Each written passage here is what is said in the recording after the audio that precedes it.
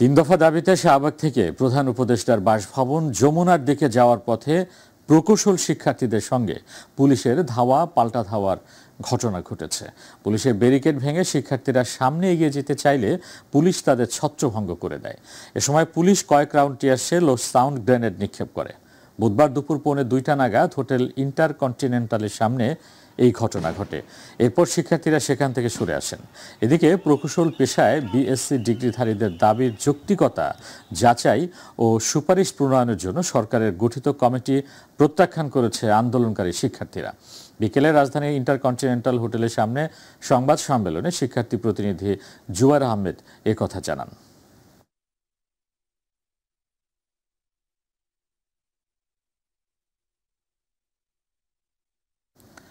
এদিকে প্রকৌশল শিক্ষার্থীদের 3 দফা দাবির যৌক্তিকতা পরীক্ষায় 8 সদস্যের কমিটি গঠন করেছে অন্তর্বর্তী সরকার। কমিটির সভাপতি উপদেষ্টা ফাজুল কবির খান জানান, সমস্যা সমাধানে শিগগিরই এই কমিটি আলোচনায় বসবেন। তাই রাস্তায় আন্দোলন না করে শিক্ষার্থীদের ক্লাসে ফিরে যাওয়ার আহ্বান জানান তিনি। শিক্ষার্থীরা চাইলে সংশ্লিষ্ট উপদেষ্টাদের সাথে কথা বলতে পারবেন বলেও জানান কমিটির সদস্য পরিবেশ উপদেষ্টা সৈয়দা রিজওয়ানা হাসান। আরও জানাচ্ছেন রাকিব হাসান। 3 দফা দাবি নিয়ে প্রকৌশলী শিক্ষার্থীদের আন্দোলনের বুধবার ছিল দ্বিতীয় দিন। পূর্ব ঘোষিত মার্চ টু ঢাকা কর্মসূচিতে অংশ নিলে পুলিশের সাথে ধাওয়া পাল্টা ধাওয়ার ঘটনা ঘটে আন্দোলনরত শিক্ষার্থীদের। এদিকে সমস্যার সমাধানে বিদ্যুৎ ও জ্বালানি উপদেষ্টা ফাউজুল কবির খানকে সভাপতি করে 8 সদস্যের কমিটি গঠন করেছে অন্তর্বর্তী সরকার। মন্ত্রিপরিষদ বিভাগ থেকে জারি করা প্রজ্ঞাপনে কমিটির সদস্য করা হয়েছে শিল্প উপদেষ্টা আদিলুর রহমান খান, শিক্ষা উপদেষ্টা অধ্যাপক ডক্টর চৌধুরী রফিকুল আবরার, পরিবেশ উপদেষ্টা সৈয়দা রিজওয়ানা হাসান, প্রকৌশলী মোহাম্মদ রেজাউল ইসলাম, কবির হোসেন ও তানবীর মঞ্জুরকে এবং সদস্য সচিব করা হয়েছে জনপ্রশাসন মন্ত্রণালয়ের অতিরিক্ত সচিব কাজী মোহাম্মদ মোজাম্মেল হককে। সচিবালয়ে নিজ দপ্তরে কমিটির সভাপতি উপদেষ্টা ফাউজুল কবির খান জানান, শিক্ষার্থীদের দাবির বিষয়টি পর্যালোচনা করে সিদ্ধান্ত নেওয়া হবে। বিএসসি ইঞ্জিনিয়ারদের দাবি একজন, গ্র্যাজুয়েট ইঞ্জিনিয়ারদের দাবি একজন, আর ডিপ্লোমা ইঞ্জিনিয়ারদের দাবি ভিন্ন। তো আমরা তো হচ্ছে সব পক্ষকে শুনে তারপরে আমরা একটা যেটা ন্যায্য যে সমাধান সেই সমাধান করব। আন্দোলনকারীরা চাইলে সংশ্লিষ্ট উপদেষ্টার সাথে কথা বলতে পারবেন বলে জানান কমিটির সদস্য উপদেষ্টা সৈয়দা রিজওয়ানা হাসান।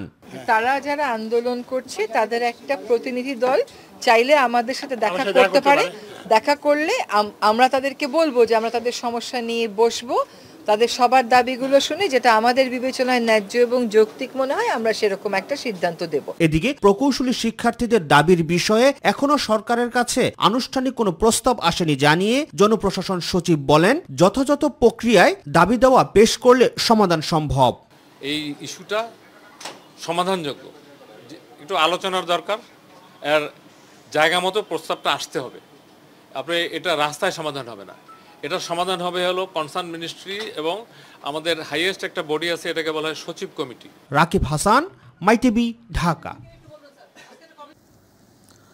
ঢাকায় বুয়েটের শিক্ষার্থীদের 3 দফা দাবির আন্দোলনে পুলিশের হামলার অভিযোগে চট্টগ্রাম ও রাজশাহী সড়ক অবরোধ করেছে প্রকৌশল ও প্রযুক্তি বিশ্ববিদ্যালয়ের চুয়েট ও রুয়েটের শিক্ষার্থীরা। ডিপ্লোমা প্রকৌশলীদের নামের আগে প্রকৌশলী লিখতে না দেয়া সহ 3 দফা দাবিতে চট্টগ্রামের 2 নম্বর গেট এলাকায় বিক্ষোভ করছে চট্টগ্রাম প্রকৌশল ও প্রযুক্তি বিশ্ববিদ্যালয়ের শিক্ষার্থীরা। ঢাকায় বুয়েট শিক্ষার্থীদের শান্তিপূর্ণ কর্মসূচিতে হামলার প্রতিবাদ জানাচ্ছেন তারা। আজ বিকেল 4:30 থেকে বিক্ষোভ শুরু করেন শিক্ষার্থীরা। এতে নগরীর মুরাদপুর, অক্সিজেন মোড়, চকবাজার ও মেডিকেল সংযোগ সড়কে যান চলাচল ব্যাহত হয়। এদিকে প্রতিবাদে ফুঁসে ওঠে রাজশাহী প্রকৌশল ও প্রযুক্তি বিশ্ববিদ্যালয়ের শিক্ষার্থীরা। পরে বিভিন্ন হল থেকে বেরিয়ে ক্যাম্পাসে একত্রিত হয়ে বিক্ষোভ মিছিল বের করে। পরে মিছিলটি ক্যাম্পাস থেকে বেরিয়ে নগরীর তালাইমারি মোড়ে মহাসড়ক অবরোধ করে। এই ঘটনার সুষ্ঠু বিচার না হওয়া পর্যন্ত পথ ছাড়বেন না বলে হুঁশিয়ারি দিয়েছেন শিক্ষার্থীরা।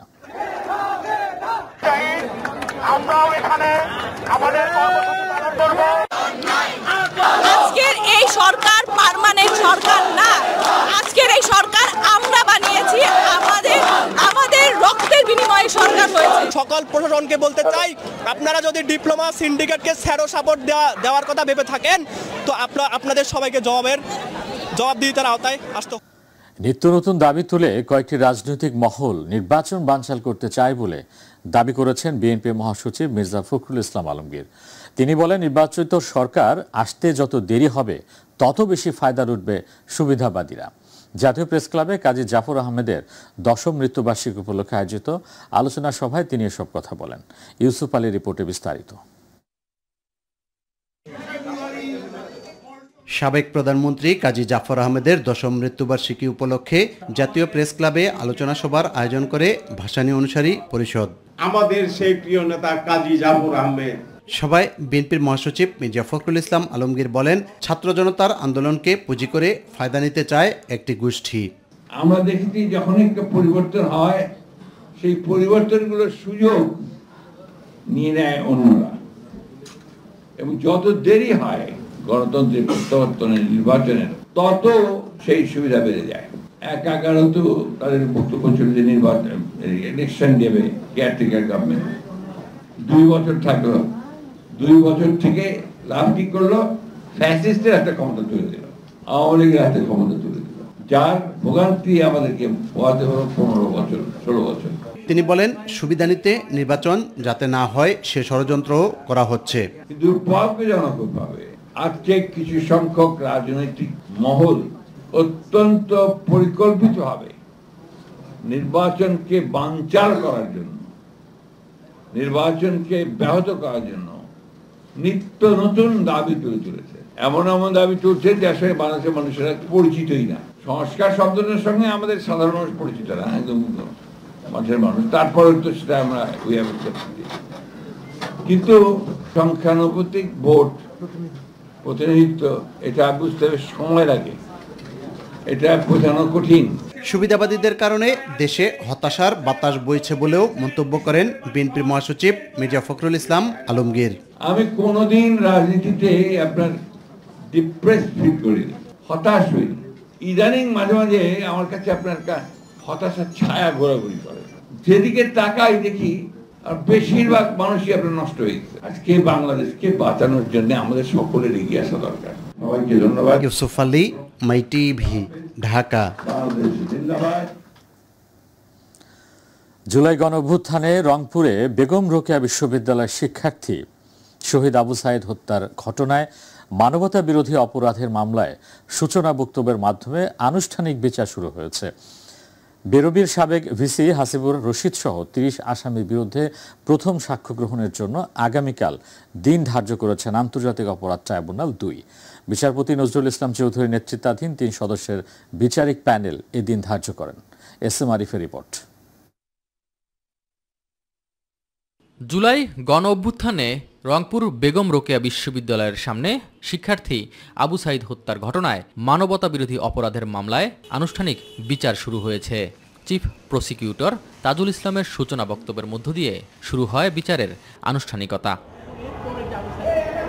এদিন আবু সাইদকে গুলি করার 2টি ভিডিও ফুটেজ দেখানো হয় আদালতে। পরে প্রথম সাক্ষ্য গ্রহণের জন্য বৃহস্পতিবার দিন ধার্য করেন আন্তর্জাতিক অপরাধ ট্রাইব্যুনাল 2। এই বিচার হবে স্বচ্ছ, নিরপেক্ষ। বাংলাদেশের জনগণ সেটা দেখবেন, দুনিয়ার মানুষ সেটা দেখবেন। এখানে এতটা শক্ত এভিডেন্স আছে, এত সুশৃঙ্খল প্রমাণ আছে যে একটা প্রমাণ আরেকটা প্রমাণকে আরও সুদৃঢ় করেছে। এই প্রমাণ শৃঙ্খলের মাধ্যমে অকাট্য রূপে আমরা প্রমাণ করতে সক্ষম হব যে এই অপরাধীরা গত বছর জুলাই আগস্টে সারা দেশব্যাপী যে মানবতা বিরোধী অপরাধ করেছিল সেই অপরাধের বিচার এবং শাস্তি যে তাদের প্রাপ্য সেটা আমরা আদালতের কাছে প্রমাণ করব। দ্রুততম সময়ের মধ্যে সকল আইনি প্রক্রিয়া অনুসরণ করে বিচার কাজ শেষ করার প্রত্যাশা চিফ প্রসিকিউটরের। সেই আইকনিক ঘটনার বিচারের মাধ্যমে জাতির প্রতি আমাদের যে দায়বদ্ধতা, জাতির প্রতি আমাদের যে অঙ্গীকার, সেটা আমরা বাস্তবায়ন করার ধাপে প্রবেশ করেছি। ইনশাল্লাহ আগামীতে কন্টিনিউয়াসলি এই বিচার কার্য চলবে। দ্রুততম সময়ের মধ্যে সকল আইনি প্রক্রিয়া অনুসরণ করার মধ্য দিয়ে এই বিচারের আমরা শুভ সমাপ্তির দিকে যেতে পারব। বৈষম্যবিরোধী ছাত্র আন্দোলন চলাকালে 2024 সালের 16 জুলাই বেগম রোকেয়া বিশ্ববিদ্যালয়ের সামনে গুলিবিদ্ধ হয়ে নিহত হন আবু সাইদ। এসএম আরিফ, মাই টিভি, ঢাকা। রাজধানী খিলক্ষেতে রেলের সীমানায় উচ্ছেদ হওয়া একটি মন্দির এবং দুটি মসজিদের জন্য জমি বরাদ্দ দিয়েছে রেলপথ মন্ত্রণালয়। দুপুরে রেল ভবনে মন্দির ও মসজিদ সংশ্লিষ্টদের কাছে জমির কাগজ বুঝিয়ে দেওয়া হয়। পরে প্রেস সচিব সাংবাদিকদের সাথে আলাপকালে জানান, চট্টগ্রামে চন্দ্রনাথ মন্দির নিয়ে একটি মহল গুজব ছড়িয়ে সাম্প্রদায়িক সম্প্রীতি নষ্ট করার চেষ্টা করছে, কিন্তু কেউ ধর্মীয় সম্প্রীতি বিনষ্টের চেষ্টা করলে বরদাস্ত করা হবে না। আতিকুর রহমান তিতাস রিপোর্টে বিস্তারিত। রাজধানীতে সম্প্রীতি ও ধর্মীয় সহাবস্থান বজায় রাখার এক অনন্য নজির স্থাপন করল বাংলাদেশ রেলওয়ে। ঢাকার জোয়ার সাহারা মৌজার খিলক্ষেত এলাকার দুটি মসজিদ এবং একটি মন্দিরের জন্য জমি বরাদ্দ দিয়েছে তারা। ইতিহাসে প্রথমবারের মতো রেলওয়ে তাদের নিজস্ব নিয়মের বাইরে গিয়ে এই জমি বরাদ্দ দিল। রেল ভবনে এক অনুষ্ঠানের মাধ্যমে খিলক্ষেত রেলওয়ে জামে মসজিদ, আন নূর জামে মসজিদ ও খিলক্ষেত সার্বজনীন শ্রী শ্রী দুর্গা মন্দিরের পরিচালনা কমিটির হাতে বরাদ্দপত্র তুলে দেওয়া হয়। ঢাকা বিভাগীয় রেলওয়ে ব্যবস্থাপক মোহাম্মদ মহিউদ্দিন আরিফ এই বরাদ্দপত্র হস্তান্তর করেন। অনুষ্ঠানে রেলপথ উপদেষ্টা মোহাম্মদ ফজল কবির খান বলেন, বাংলাদেশ ধর্মীয় সম্প্রীতির দেশ, যারা এই সম্প্রীতি নষ্ট করার চেষ্টা করবে তাদের বিরুদ্ধে কঠোর আইনি ব্যবস্থা নেওয়া হবে। বাংলাদেশ যে একটা শান্তির দেশ, এটা যে একটা সবাই মিলেমিশে শান্তিপূর্ণ সহানুভূতির দেশ, সেটা আমরা নিজেরা অক্ষর অক্ষরে মেনে চলব এবং কোনো রকম এটার যদি ডেভিয়েশন আমরা কোথাও দেখি, আমরা আইন শৃঙ্খলা বাহিনীর সহায়তা এর বিরুদ্ধে কঠিন ব্যবস্থা নেব। এ সময় ধর্ম উপদেষ্টা ডক্টর আফম খালিদ হোসেন বলেন, যারা ধর্মীয় প্রতিষ্ঠান বা উপাসনালয় অপবিত্র করতে চায় তাদের কোনো ধর্মীয় পরিচয় নেই, তারা শুধুই অপরাধী। ধর্মীয় প্রতিষ্ঠান উপাসনালয়গুলো পবিত্রতা যারা নষ্ট করতে চায় তাদের কোনো ধর্মীয় পরিচয় নেই, তারা মূলত দুর্বৃত্ত, তারা ক্রিমিনাল। আমরা ক্রিমিনালদের কোনো প্রকার ছাড় দিতে প্রস্তুত নই। এই যে মন্দিরের জন্য, মসজিদের জন্য এই যে রেলওয়ের জমি হস্তান্তর, এটা ইতিহাসের মাইল ফলক হয়ে থাকবে। এ সময় প্রধান উপদেষ্টার প্রেস সচিব শফিকুল আলম জানান, রেলের আইনে ধর্মীয় প্রতিষ্ঠানের জন্য জমি বরাদ্দের কোনো বিধান নেই, কিন্তু হিন্দু সম্প্রদায়ের জন্য স্থায়ীভাবে ভূমি দেওয়ার লক্ষ্যে এই আইন কিছুটা পরিবর্তন করা হয়েছে। রেলওয়ের আইনে কোথাও লেখা নাই যে আপনি ধর্মীয় কোনো প্রতিষ্ঠানের জন্য কোনো জমি বরাদ্দ দেওয়া যাবে। তো এই আইনকে সামনে রেখেই এটা কিছু চেঞ্জ করে এখন হিন্দু ধর্মীয় ভাই বোনদের যারা খিলক্ষেতে আছেন তাদের জন্য একটা পার্মানেন্ট একটা মন্দিরের জন্য আজকে জমি দেওয়া হয়েছে। মোট 31.15% জমি এই উপাসনালয়গুলোকে দেওয়া হয়েছে। প্রতিটি প্লটের জন্য প্রতীকী মূল্য ধরা হয়েছে 1001 টাকা, যা 3টি প্লটের জন্য মোট 3003 টাকা। আতিকুর রহমান তিতাস, মাই টিভি। এবার ছাত্র সংসদ নির্বাচন প্রসঙ্গ।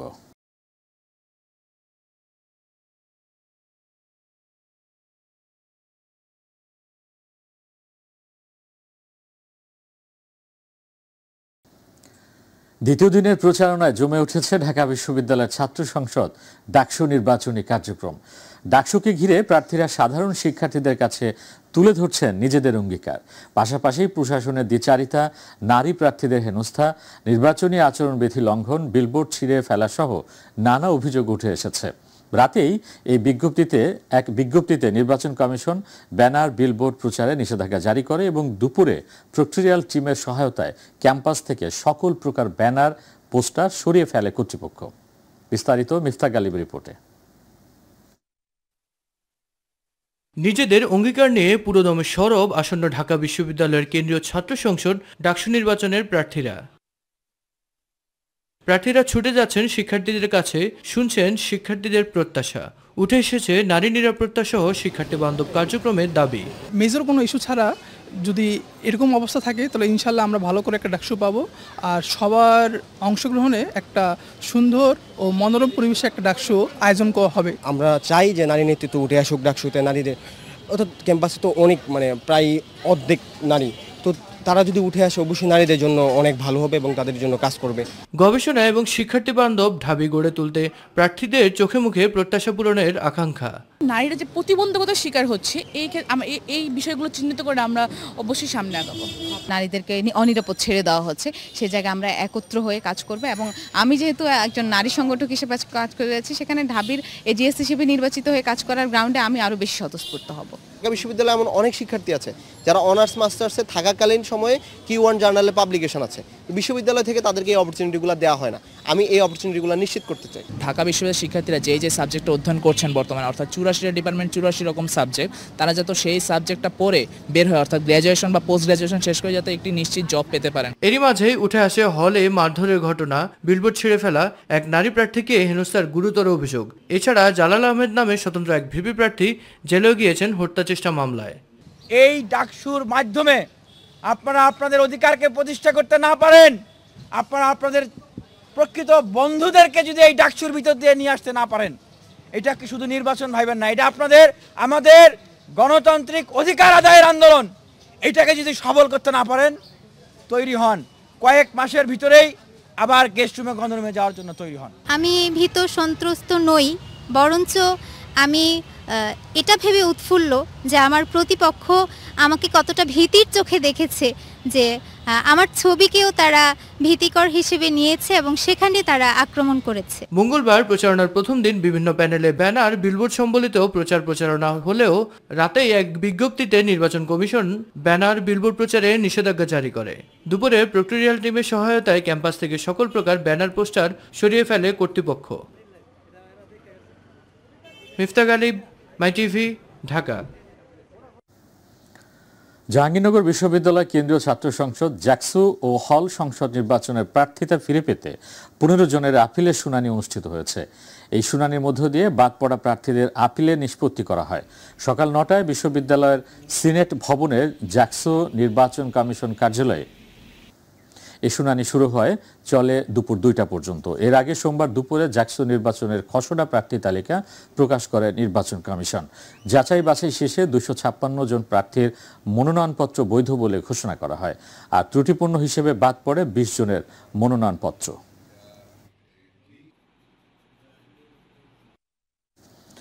দীর্ঘ 34 বছর পর অনুষ্ঠিত হতে যাচ্ছে চট্টগ্রাম বিশ্ববিদ্যালয় কেন্দ্রীয় ছাত্র সংসদ চাকসু নির্বাচন।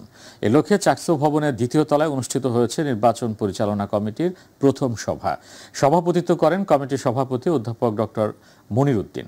1970 সালে প্রথম চাকসু নির্বাচন অনুষ্ঠিত হলেও সর্বশেষ নির্বাচন হয়েছিল 1990 সালের 8 ফেব্রুয়ারি। এরপর আর হয়নি কোনো ভোট। সভা শেষে সভাপতি জানান, আগামী 28 আগস্ট বিকেল 3টায় বাণিজ্য অনুষদ মিলনায়তনে আনুষ্ঠানিকভাবে নির্বাচনের তফসিল ঘোষণা করা হবে।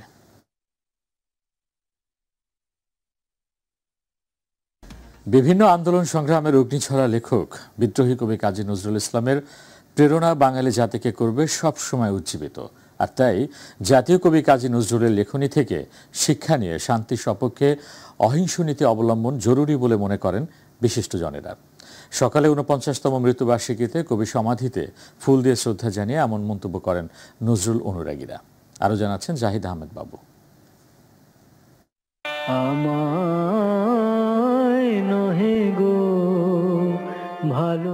বাঙালির প্রাত্যহিক জীবনে কবি নজরুলকে ভুলে থাকা অসম্ভব, তা তিনি পরিষ্কার বুঝিয়ে গেছেন তার কবিতায় ও গানে। বাংলা সাহিত্য, সমাজ ও সংস্কৃতির ক্ষেত্রে অন্যতম শ্রেষ্ঠ ব্যক্তিত্ব হিসাবে উল্লেখযোগ্য কাজী নজরুল ছিলেন বাঙালি মনীষীর তুঙ্গীয় নিদর্শন। কবি নজরুলের কবিতায় বিদ্রোহী দৃষ্টিভঙ্গির কারণেই তাকে আখ্যায়িত করা হয়েছে বিদ্রোহী কবি নামে, যার মূল বিষয়বস্তু ছিল মানুষের উপর মানুষের অত্যাচার, সামাজিক অনাচার এবং শোষণের বিরুদ্ধে সোচ্চার প্রতিবাদ। বলবীর বল উন্নত মমশির 49তম মৃত্যুবার্ষিকীতে কবির সমাধিতে ফুল দিয়ে শ্রদ্ধা জানিয়ে এমন অভিব্যক্তি প্রকাশ করলেন বিভিন্ন সামাজিক সাংস্কৃতিক সংগঠনের নেতারা। কবিতা এবং গানের মধ্যে সীমাবদ্ধ না, কবি নজরুল ইসলাম অনেক বড়। তার প্রবন্ধ সাহিত্য আছে, তার সিনেমা আছে, তার নাটক আছে। আমরা গর্বিত যে কাজী নজরুল ইসলাম আমাদের জাতীয় কবি। আমাদের সকল আন্দোলনে আমরা নজরুলকে পাই, আমাদের সকল সংগ্রামের সকল চেতনায় বেঁচে আছে নজরুল। যে আমাদের এই নতুন প্রজন্ম নজরুলকে অবলম্বন করেই তাদের দ্রোহের আগুন সারা বাংলাদেশে ছড়িয়ে দিয়েছে। কালজয়ী এই মহান কবি ব্রিটিশ বিরোধী আন্দোলন থেকে শুরু করে ৭১-এর মুক্তি সংগ্রাম, সর্বশেষ ২৪-এর অভ্যুত্থানেও বাঙালি জাতিকে উদ্বুদ্ধ করেছেন সংগ্রামী চেতনায়। এমন মন্তব্য করলেন বিশিষ্টজনেরা। স্বাধীনতা সংগ্রাম, ব্রিটিশ বিরোধী সংগ্রাম, তার আগে এবং এরপরে ৯০-এর গণ আন্দোলন এবং সম্প্রতি ১ বছর আগে যে গণ অভ্যুত্থান অনুষ্ঠিত হয়েছে দেশে, আমাদের অধিকার প্রতিষ্ঠার আন্দোলন সংগ্রামে যার গান এবং কবিতা মানুষকে উদ্বুদ্ধ করেছে, দেশের জনগণকে উদ্বুদ্ধ করেছে, তিনি কবি কাজী নজরুল ইসলাম। আর এ সময় দেশকে সামনের দিকে এগিয়ে নিতে কবি কাজী নজরুলের সংগ্রামী আদর্শ নতুন প্রজন্মের মাঝে ছড়িয়ে দেওয়ার কথা বলেন কবি নজরুল ইসলামের নাতনি খিলখিল কাজী। পরিপূর্ণ জীবনটা নজরুলের যেন সকলে জানতে পারে, এখনো অনেক গল্প কথা হচ্ছে, সেগুলো যেন না হয়। আর আমার আবেদন থাকবে যে কাজী নজরুলকে যেন আমরা সকলের কাছে পৌঁছে দিতে পারি। তিনি তো মানুষের কবি ছিলেন, সকল সময় মানুষকে নিয়ে পথ চলেছেন বলে আজও তিনি অত্যন্ত প্রাসঙ্গিক। বিভিন্ন আন্দোলন সংগ্রামের অগ্নিঝরা লেখক কবি কাজী নজরুল ইসলাম সাহিত্যের গোড়া থেকে শেষ পর্যন্ত দেখতে চেয়েছিলেন সমাজ পরিবর্তনের। তিনি সমাজ পরিবর্তন দেখতে না পারলেও তার প্রেরণা বাঙালি জাতিকে করবে সবসময় উজ্জীবিত। জাতীয় কবি কাজী নজরুলের লেখনী থেকে শিক্ষা নিয়ে শান্তির সপক্ষে অহিংস নীতি অবলম্বন জরুরি বলে মনে করেন তারা। দ্রোহের কবি কাজী নজরুল ইসলাম বাঙালি জাতীয় জীবনে সব সময় প্রাসঙ্গিক। আর তাই স্বাধীনতা মূল্যবোধ বাঙালি জাতিসত্তা টিকিয়ে রাখতে হলে বাঙালিকে জাতীয় কবি কাজী নজরুল ইসলামের কাছেই ফিরে যেতে হবে।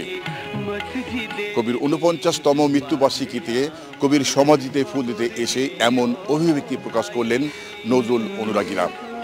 জাহিদ আহমেদ বাবু, মাই টিভি, ঢাকা।